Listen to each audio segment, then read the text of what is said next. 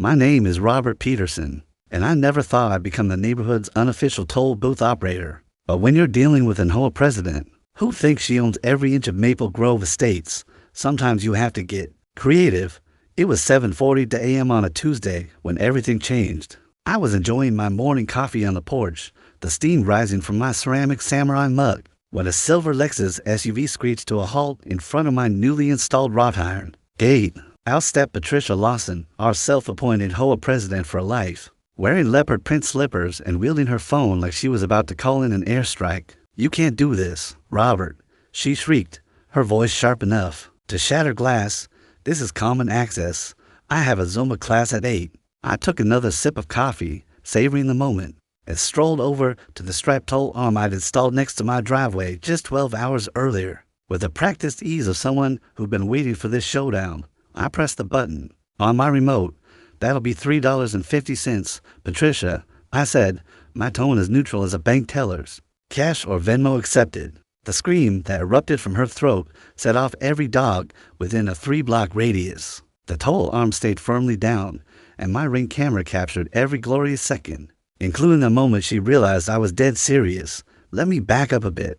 3 years ago, I moved to Maple Grove Estates, a quiet suburban neighborhood on the edge of town, seeking peace after a decade of chaotic apartment living downtown. At 43, I'd spent years as a software developer, grinding away at code in cramped urban rentals, dodging noisy neighbors and paper-thin walls. I'd finally saved enough to buy a house, a charming 2-story at the end of Sycamore Court, with a wraparound porch and a sprawling backyard. The property had a unique feature that piqued my interest during the walkthrough: a driveway that extended into what looked like a maintenance trail, but was, in fact, part of my lot. The real estate agent, a cheerful woman named Linda, mentioned it casually. "The previous owners didn't do much with it," she said, waving a hand toward the trail. "It's technically yours, but folks sometimes walk through to the dog park." I nodded, thinking little of it at the time. I was just thrilled to have a place to call my own, where I could sip coffee in peace and debug code without sirens blaring outside.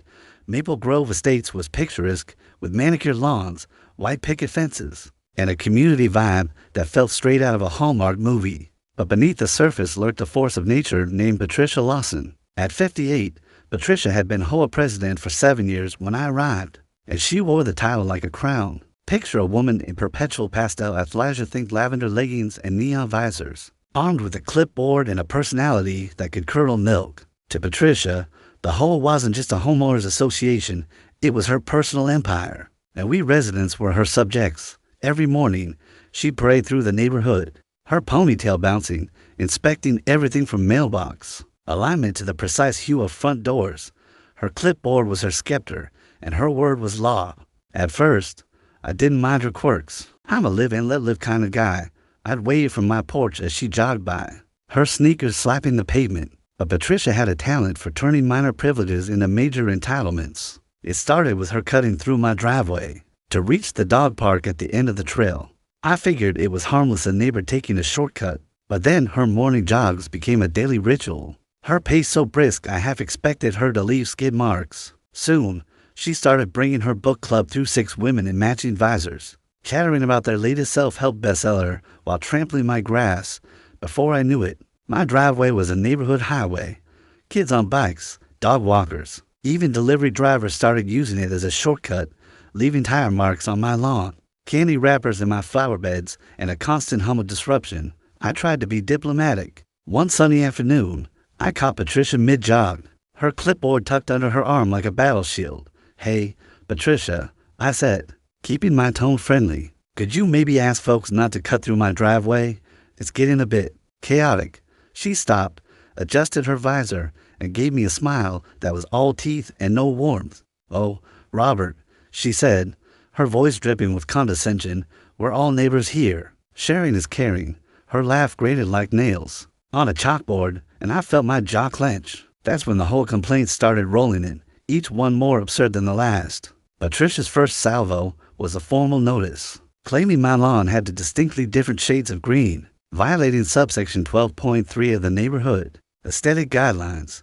I stared at the letter, wondering if she'd hired a botanist to measure my grass. Then came a complaint about my Wi-Fi network name, "You're an intern." which she deemed hostile to the community spirit. I chuckled. At that one my little jab at the neighbor who kept trying to piggyback on my signal. But Patricia wasn't laughing. She filed another complaint about my ceramic samurai mug, which I used for tea on my porch, claiming it promoted violence and made her feel unsafe. I started to suspect she was keeping a vendetta file on me, cataloging every perceived slight. The madness escalated.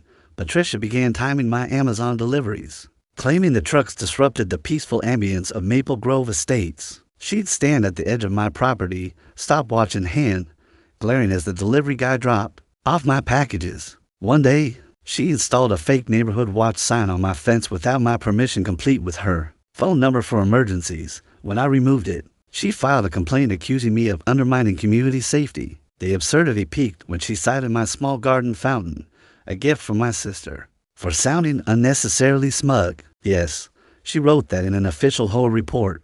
I started to wonder if she was auditioning for a reality show called HOA Nightmares. I tried to stay reasonable. I put up a private property, no through access sign, hoping a clear boundary would help.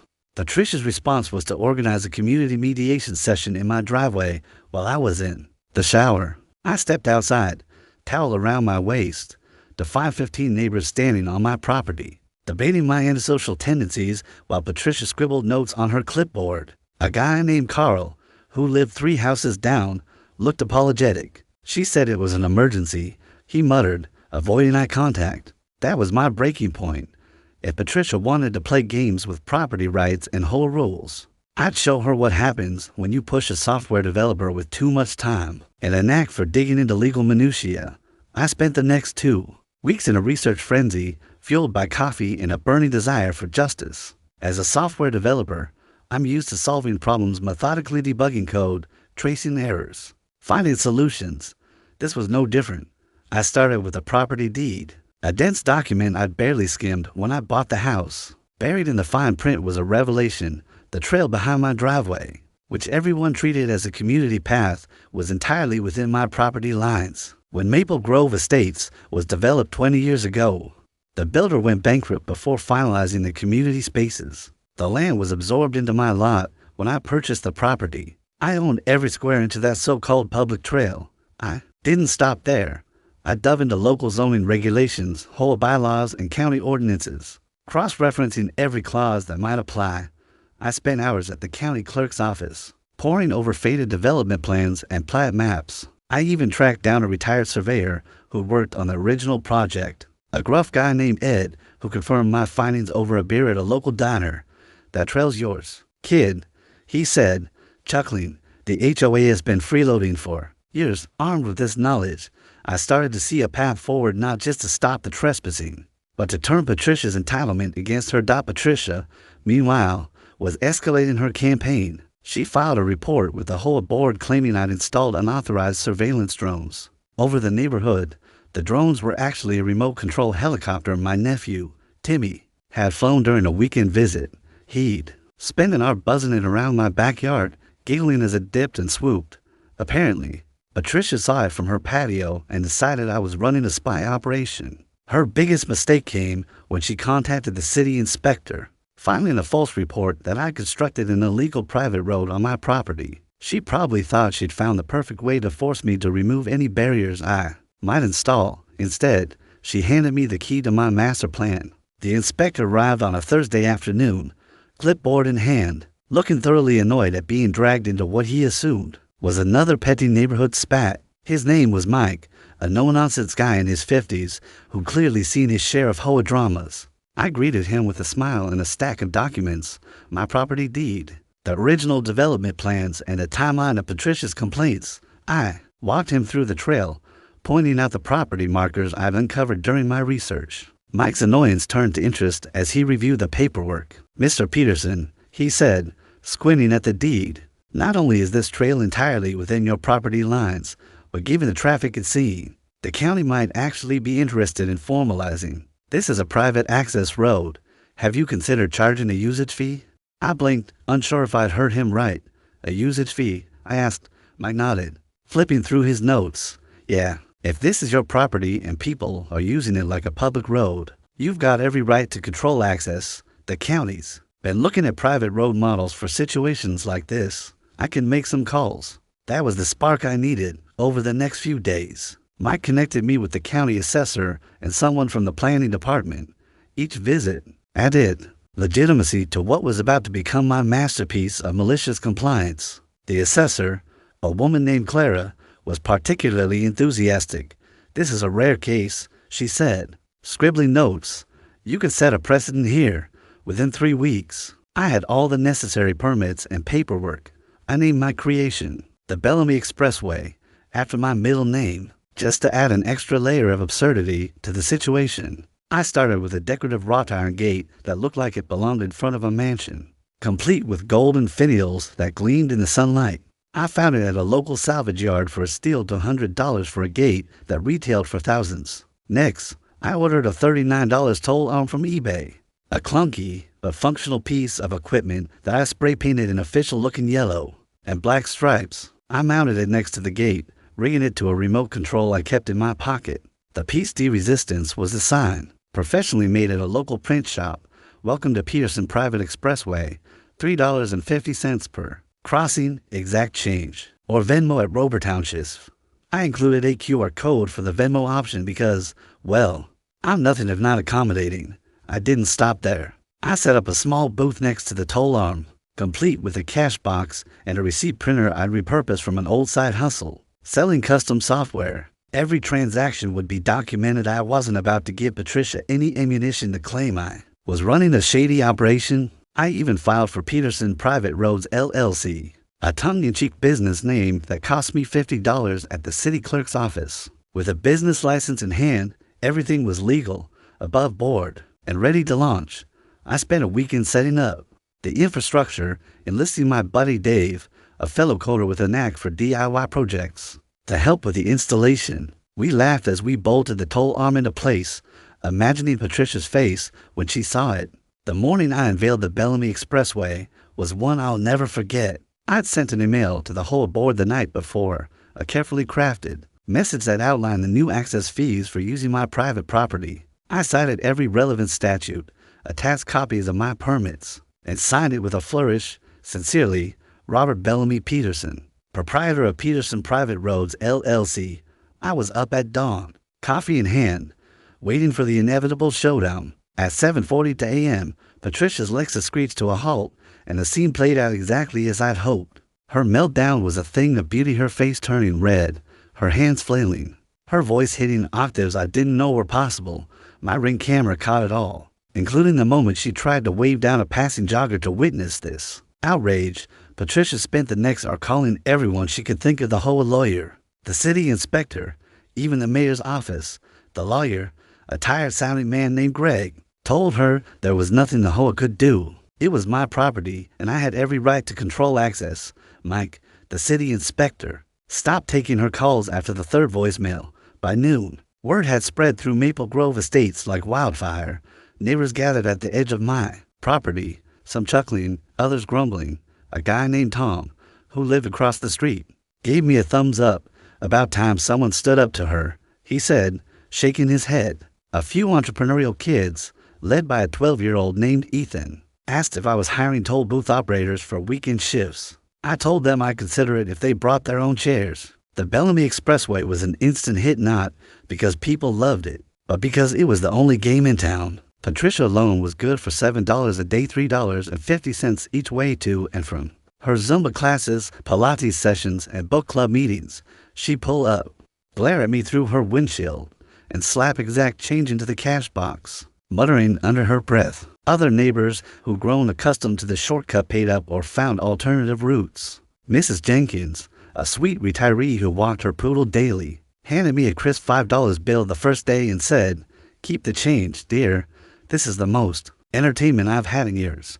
I used the revenue to make improvements to my property, starting with a beautiful koi pond next to the toll booth. I'd sit there in the evenings, watching the fish glide through the water while the toll arm clicked up and down. Patricia tried everything to avoid pain. I have security footage of her attempting to crawl under the toll arm in her designer workout clothes, only to get stuck halfway and retreat in a huff.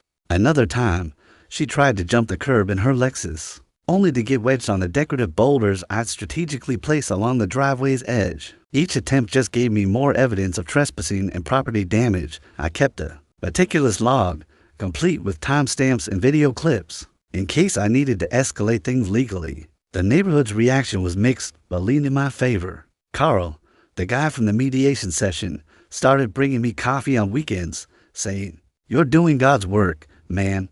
Even the kids got in on the fun, drawing chalk signs on the sidewalk that read, "Pay the toll or take a stroll."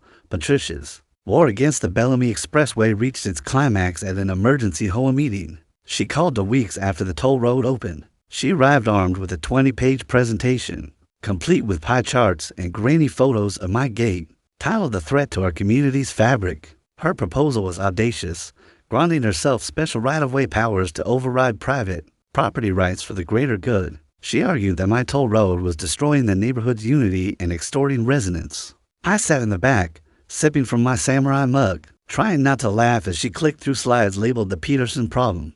What Patricia didn't expect was a backlash. Other board members, fed up with years of her overreach, seized the opportunity to air their grievances. James Morrison, a retired accountant, stood up and listed her abuses, unnecessary fines, selective rule enforcement, using HOA funds to buy a new laptop for official business. Another board member, Lisa, recounted how Patricia had once fined her for planting tulips instead of daffodils, citing floral inconsistency. The room erupted in murmurs as years of accumulated frustrations poured out. When it came time to vote on Patricia's proposal, it was rejected 6-0, with her as the lone abstention.